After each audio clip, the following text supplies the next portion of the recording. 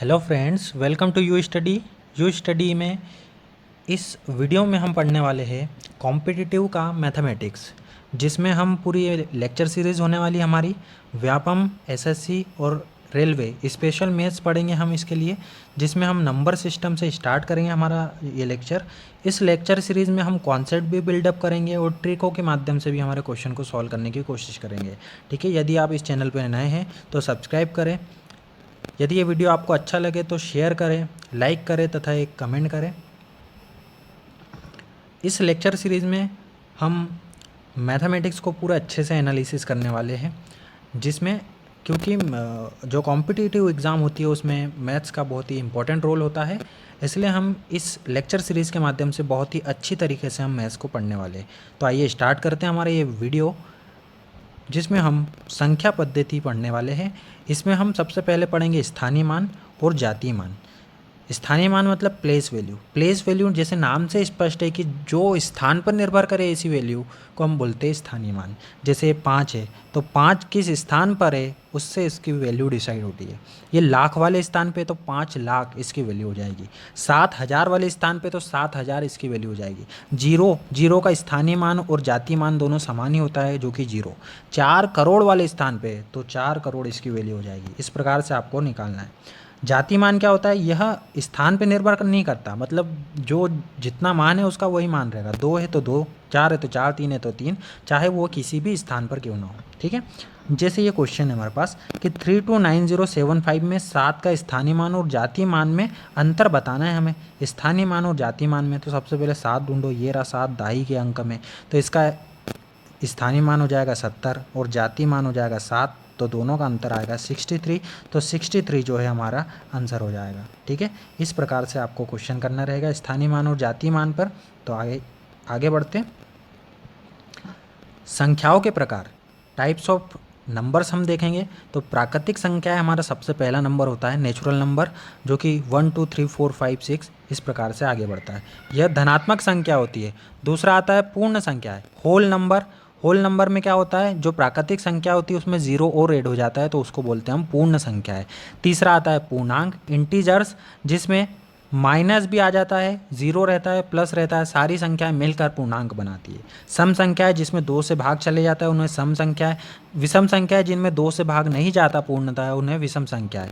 सम संख्याओं के एग्जाम्पल 2 4 6 8 10 और विषम संख्याओं के एग्जाम्पल 1 3 5 7 9 इस प्रकार से। आगे की संख्या है अभाज्य संख्या है, मतलब प्राइम नंबर। प्राइम नंबर क्या होता है, वह संख्या है जिनका जो एक से और स्वयं के अतिरिक्त किसी गुणनखंड ना हो, जिसका कोई भी गुणनखंड ना हो। जैसे 2 है तो 2 1 से विभाजित होगा, 2 से स्वयं से विभाजित होगा, इसके अलावा किसी से भी विभाजित नहीं होता, तो ऐसी संख्याओं को अभाज्य संख्या बोलते हैं। 2 3 5 7 11 13 ये सारी की सारी अभाज्य संख्या है। भाज्य संख्याओं की बात करेंगे, को कंपोजिट नंबर की बात करेंगे, तो वे संख्या है जिनका एक व स्वयं के अतिरिक्त कम से कम एक गुणनखंड हो। जैसे 4 तो 1 हो गया, 4 हो गया और साथ में क्या होगा 2, मतलब 1 से विभाजित होंगी, 4 स्वयं से विभाजित होंगी और इसके अलावा 2 से भी विभाजित हो रही है, इसलिए इसको हम बोलेंगे भाज्य संख्या है। 8वां आता है हमारा सह अभाज्य संख्या है, को प्राइम नंबर्स। इनमें क्या है, दोनों संख्याओं का महत्तम समापवर्तक, मतलब एचसीएफ यदि 1 होता है तो ऐसी दो संख्याओं को हम क्या बोलते हैं, सह अभाज्य संख्याएं बोलेंगे।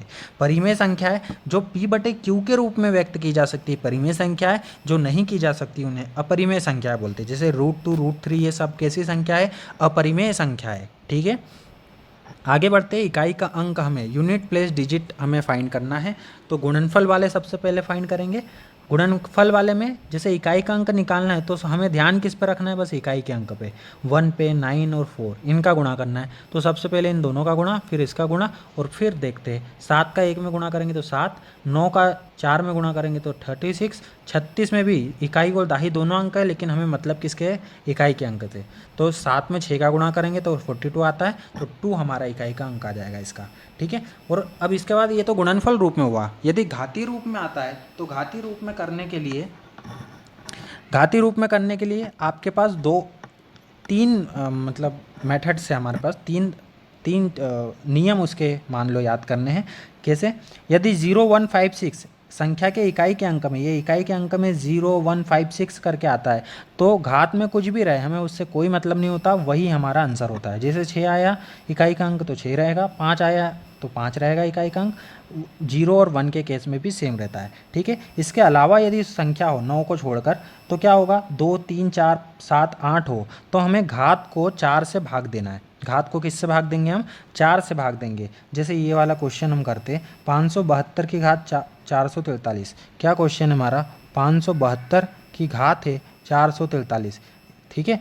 तो यहाँ पर इकाई का अंक क्या है, 2 है, तो हम क्या करेंगे 443 को हमारी प्रोसीजर के हिसाब से 4 से भाग देंगे तो 110 बार जाएगा और बचेगा कितना, 3 बचेगा। तो हम इसको ऐसा लिखेंगे 2 की घात 4 उसकी पूरे की घात 110 और गुणा में करके लिखेंगे 2 की घात 3, ठीक है। ये 440 हो गया और ये हो जाएगा 3। आधार समान हो तो घातें जोड़ेंगी, तो इसको सॉल्व करेंगे तो हम कहाँ पर पहुँच जाएंगे, वापस इस पे पहुँच जाएंगे, 443 पे पहुँच जाएंगे। 2 की घात 4 इसका जो इकाई का अंक होता है, तो 2 को 4 बार जब गुणा करेंगे तो 16 आएगा, तो इकाई का अंक क्या होता है, 6 होता है इसका, ठीक है। इनटू में 2 की घात 3 का इकाई का अंक आएगा 8, 6 8 48, तो 8 जो आएगा हमारा फाइनल इकाई का अंक आएगा इसका, ठीक है। आपको ये चीज़ें भी याद रखना है, क्या चीज़ें याद रखना है कि 2 की घात 4 में इकाई का अंक 6 होता है, 3 की घात 4 में 1 होता है, 4 की घात का 4 में 6 होता है, 7 की घात 4 में 1 होता है, 8 की घात 4 में 6 होता है, ठीक है। इस प्रकार से आपको याद रखना है। तो आगे बढ़ते हैं। यदि संख्या 9 हो, ठीक है, 0 से लेकर 8 तक हो चुके, यदि 9 आ जाए तो 9 के केस में क्या होता है, घात को देखना है। यदि घात सम हो तो इकाई का अंक 1 आता है, यदि घात विषम हो तो इकाई का अंक 9 आता है, ठीक है। इस प्रकार से आपको सभी मैंने आपको नियम बता दिए हैं। अब क्वेश्चन करते हैं थोड़े से। तो ये गुणनफल वाला है, गुणनफल वाला सिंपल है, इसका इसमें गुणा इकाई के अंक का और इसके इकाई का अंक का इसके इकाई का अंक में गुणा।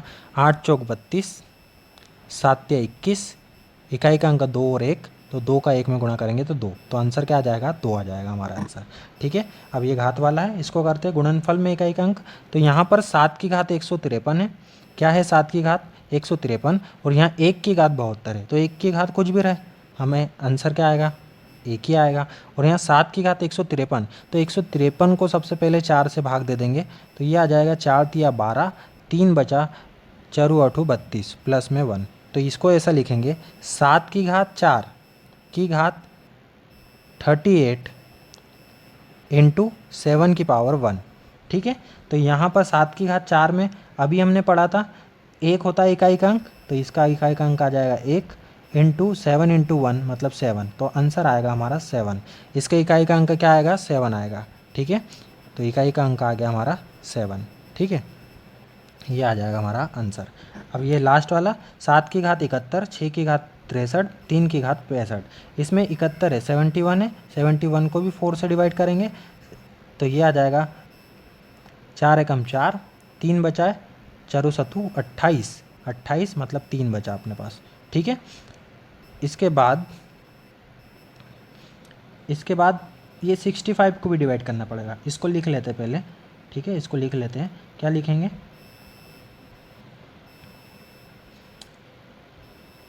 7 की पावर 4 की पावर 17 इंटू 7 की पावर 3 इंटू में क्या आएगा 7 की पावर 3 इंटू ये 6 का क्या आएगा 6, ठीक है, 6 का तो 6 ही आ जाएगा। इसके बाद ये 65 जो बचा है 65 का करते हैं हम, 65 को जब 4 से डिवाइड करेंगे तो 4 एकम 4, 2 बचा, 4 छंग 24 और 1 बचेगा, तो इसको क्या लिखेंगे इंटू में 3 की पावर 4 की पावर पूरी पावर 16 इंटू 3 की पावर 1। तो देखो यहाँ पर 7 की पावर 4 का क्या होता है, 1 होता है इकाई का अंक, 7 की घात 3 में इकाई का अंक क्या आएगा, 7 की घात 3 में आएगा 7 7 49 और 9 7 63, तो 3 आएगा इसमें, ठीक है। इसके बाद है 6, इकाई का अंक है 6, इसके बाद 3 की घात 4 की घात 6 16, तो 3 की घात 4 में इकाई का अंक मैंने बताया था नमा नमा 81, 3 तिया 9, नमा नमा 81 1, ठीक है, और 3 एकम 3। तो अब हमारे पास ये बचा है सिंप्लीफाई करने पर क्या क्या, 3 गुना 6 गुना 3, 3 तिया 9, 9 छंग 63,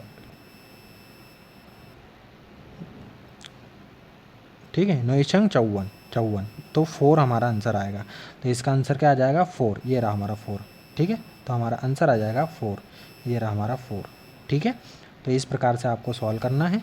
आगे बढ़ते हैं हमारा, तो ये आपको पूरा लेक्चर था इसमें, ये कुछ क्वेश्चन है, ये क्वेश्चनों को आपको सॉल्व करना है, ठीक है। ये कुछ क्वेश्चनों को सॉल्व कर लेना। इकाई का अंक निकालना है, तो पहले गुणनफल वाला है, तो इसमें 8 चौक 32, 7 तिया 21, 2 गुना 1, तो इसका आ जाएगा 2 आंसर आ जाएगा। 7 की घात 173, ये कुछ क्वेश्चन मैं करवा भी चुका हूँ, ठीक है। इसमें ये वाला क्वेश्चन भी हमारा हो चुका है, ठीक है। इसमें ये आपको निकाल लेना है, ये क्वेश्चन ये मैं करवा चुका हूँ, ठीक है। इसके बाद ये वाला क्वेश्चन और ये क्वेश्चन आपने करने की कोशिश करना है, ठीक है। और जो भी आंसर आता है वो कमेंट करके मुझे आप कमेंट में बताएं, ठीक है। तो ये था हमारा आज का लेक्चर, ये पहला नंबर का लेक्चर था नंबर सिस्टम पर। ऐसे ही हम बहुत सारे लेक्चर पूरे इसमें अपलोड करेंगे और पूरा मैथ्स कवर करेंगे, तो मेरे साथ बने रहिए इस चैनल के माध्यम से। मिलते हैं अगले लेक्चर में। Thank you.